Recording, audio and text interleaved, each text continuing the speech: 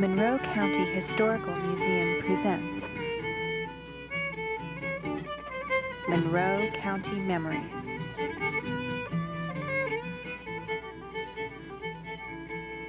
Hello. Thank you for joining us on Monroe County Memories. I am Alice Binkley. I am a docent at the Monroe County Historical Museum. In the next half hour, you will see scenes from the recent enactment of the Civil War days at Karst Park. We hope that this will give you a better understanding of that bitter conflict in a period of difficult days of our country 130 years ago.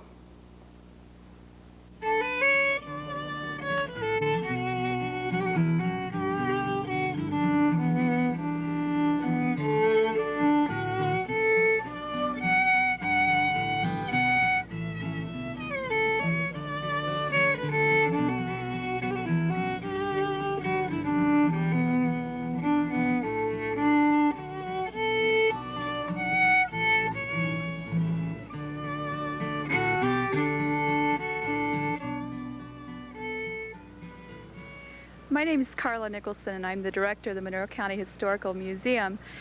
The Civil War Days is an event that the museum began about 3 years ago with a group from the Monroe County Parks and Recreation Department.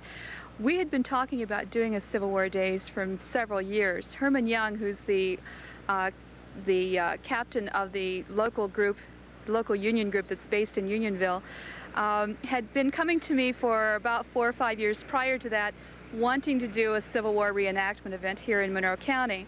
And I told him, because the museum is such a small organization and this sounded like a very big project, we probably didn't have the volunteer support that we needed in order to pull it together. We also weren't quite sure where we were going to have it. So when Herman talked to Kelly Whitmer, who's the activities coordinator at the Monroe County Parks and Rec, and she offered Karst Farm Park, all of a sudden we had an event. Battles actually took place in only 2 states north of the Mason-Dixon line, Pennsylvania and Indiana. The major battle here in Indiana was in Corydon, which is about 150 miles to the south of us. Also, Morgan, who was a Confederate captain, led a number of raids through the southern part of Indiana. So the Civil War actually did touch on Indiana's soil. For the Civil War event, we try to have a number of different events that will attract people to come not only just for the battle, but for other things that are going on that tell a little bit about the kind of lifestyle that was handled during the Civil War. We think that one of the educational parts of the event for families, particularly families with children, is actually getting a look at how the Union and Confederate soldiers would have lived. Families, spectators can walk through the camps on both the Union and Confederate sides. They see the tents, they see the people cooking their food out in front of the tents. They can see the doctors at work, they can see the ministers and the priests talking to those who are wounded or helping in the medical areas. The reenactors are very meticulous about how accurate their items are. They try to recreate a camp as it would have actually looked in the 1860s. So they're always looking for new and better things that can recreate the look of the camp, down to the exact kind of cookware that's used over the fire. Part of what we offer at Civil War Days, of course, is the historical shops. These are run by what are called sutlers, and in the Civil War times, sutlers were people who followed the troops, selling things that the individuals would need while in camp. Today, sutlers are couples who go along with reenactments and set up shops under tents that will sell types of things that the reenactors can use and also that the spectators would be interested in purchasing. This year, one of our new events was a Civil War era wedding, and that was a real wedding. It was a marriage between 2 people from Owen County who called us up 3 or 4 months ago and asked if they could get married at the Civil War. At first we weren't quite sure how we would handle it, but we thought it sounded like a fun activity that people would be very interested in. Likewise, you observe the ring find it perfect symmetry. As every perfect marriage should always be created eternally in the heavens.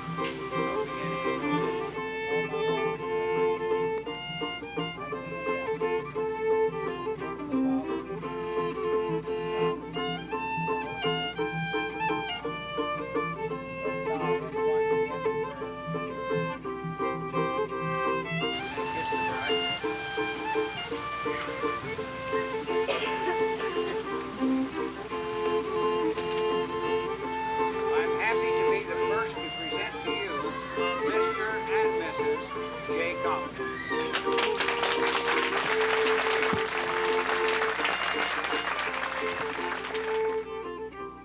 Another new event this year was the fiddle contest we had. A few people in Monroe County had been wanting to put on a fiddle contest here in Monroe County for many years, and I never really found a format for it or a way of starting it that would guarantee success the first year. Kelly Whitmer suggested that perhaps we could incorporate the fiddle contest into Civil War days, and I think it was actually a very successful event this year.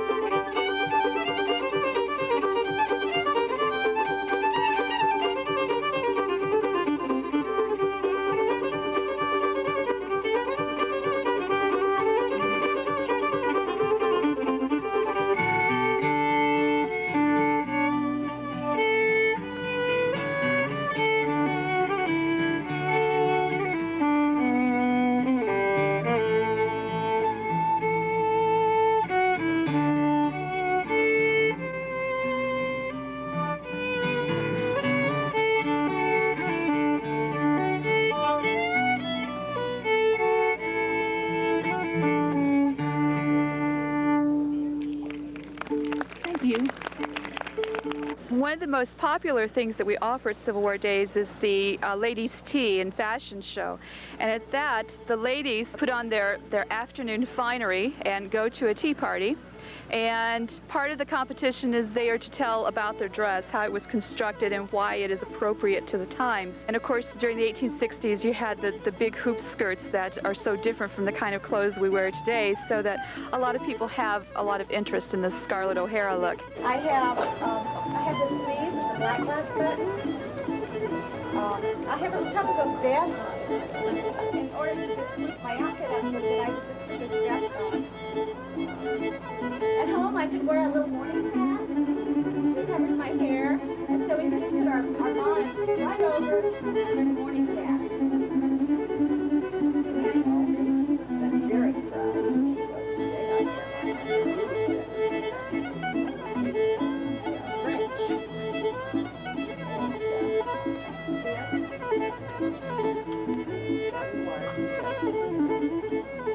My umbrella decorated with the early that my grandmother did. She died of a and then I have a hoop with wire in it to hold the skirt out. And of course, the major interest at the Civil War Days is the battle. It's a reenacted battle. Of course, it is not reenacting an actual battle here in the county, since no battles were ever fought here in Monroe County. But beforehand, the leaders of the Union and the Confederate sides get together and talk through how they're going to handle the battle, how the campaigns will be run on the field. My name's Andy Kistler. I'm here with the Bloomington, Monroe County Civil War Days at Karst Farm Park on the southwest side of Bloomington, Indiana. This is our third year for our event out here. We are a reenactor group, all of us that are out here. We set up camps in individual Civil War style, period. We come out here to portray what actually happened 130 years ago within the Civil War from the years of 1861 to 1865. Hello, I'm Mark Brown. This weekend I'm playing General Ulysses S. Grant. I'd like to spend a moment with you, if I could, to show you some of the things in the tent and tell you briefly why we're doing this. This tent is set up as it would have been in middle to late war. This is a general's tent, and if you look around you, you'll see it's not that elaborate. Basically, during the beginning months of the war, they didn't think it was going to last, and the generals and high-ranking officers would bring in brass beds and Persian rugs and candelabra and everything, because they had access to a lot of wagons. As the war progressed and they had to do a lot of moving, they had to store their stuff, and this is basically what you would see in a general's tent, middle to late war, just the basics. Here you have a cot, you have a desk, which this desk here is an original desk they used during the Civil War. All the papers and documents and books in the desk are original. He may have a chair, his saddle, and maybe a few boxes here to carry his personal items in. And of course, everything is candle power. There's no electricity. We actually live in these tents over the weekend, and we travel from all over the United States to do so at our own expense. But what we're here to do is to promote the Civil War history, and this is called Living History. It gives people a chance to come in, to touch and feel and look around and walk around our area and see how we slept and ate and everything like the soldiers did during that period. It gets very warm. The uniforms that we wear are wool. These are all year-round wear, but we try to get every detail as authentic as possible. I'm Lieutenant Colonel Jim Elliott with the hospital. I'm a medical director for our brigade here. This here is a typical field hospital, which we're located about a half a mile from the battlefield. And this is where we bring the wounded soldiers after they've been treated in the field, and then they bring them out here, which we try to do what we can to continue to preserve the life.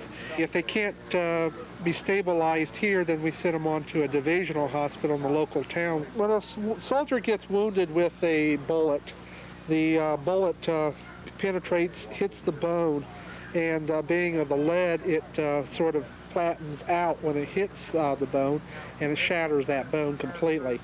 And usually we have to amputate it because we don't have time to do any reconstruction surgery or to do any bone grafting or anything. We just don't have the time. So in order to preserve life, we have to go ahead and remove that limb that has been severely damaged by the bullet, and to continue for the soldier to continue living a normal life.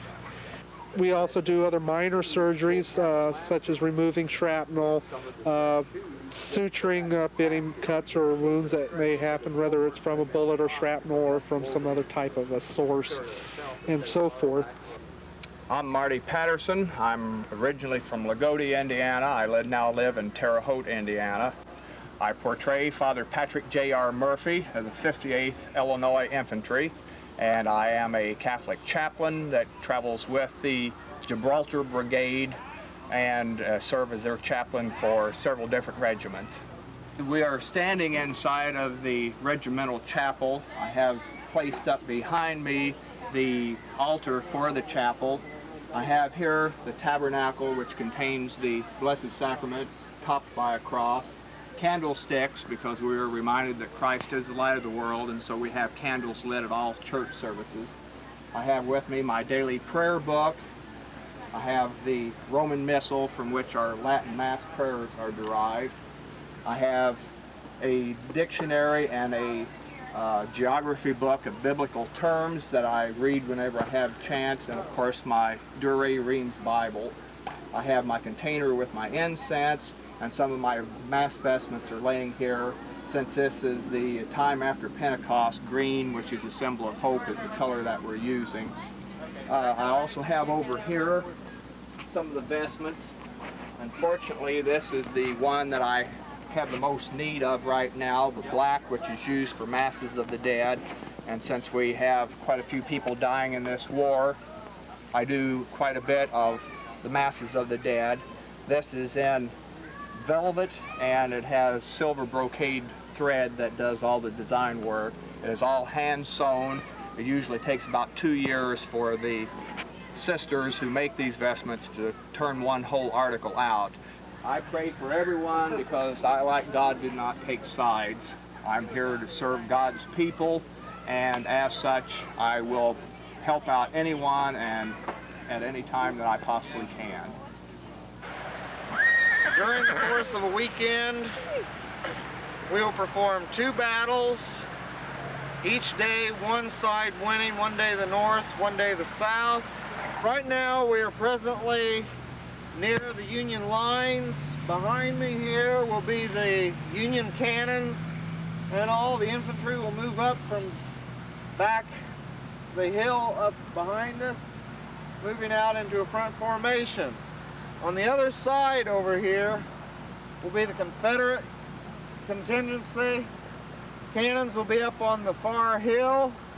Confederate infantry will be coming down the hill at us to have a simulated battle. The battle will take about 35 to 40 minutes in duration. At different points during the battle, both infantry units will be moving back and forth so as the cannons can fire. We do take extreme caution because this is very dangerous, using black powder and all the charges that we use. Therefore, we must make sure that everybody is out of the way at certain times to make sure things go off. We have 3 Union cannons. We have 3 Confederate cannons. We have 5 or 6 mounted cavalry. We will have about 40 to 50 Union infantry. We'll do some advancing. They will be pushing each other back. We have a lot of different units that's represented here. We have some Tennessee units. There's a lot of them are just Indiana units, but we also have some Ohio people. There's one cannon crew here from Ohio. These cannons here are from different ones in Indiana and Kentucky. We have an Illinois unit. So we have them from all over the Midwest that's come in for this weekend. Forward, march!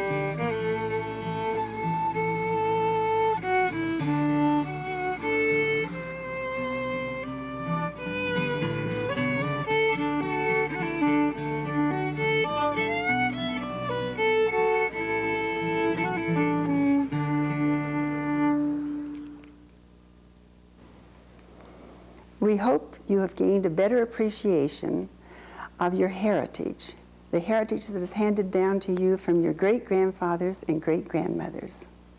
If you would like to see the reenactment of the Civil War days, you will have an opportunity in September of 1994 when the reenactment will be played again at Karst Park. If you're interested in the past, we invite you to visit the museum where you will see the exhibits and a fine gift shop. Ideas and suggestions are welcome at any time. Thank you again for joining us on Monroe County Memories.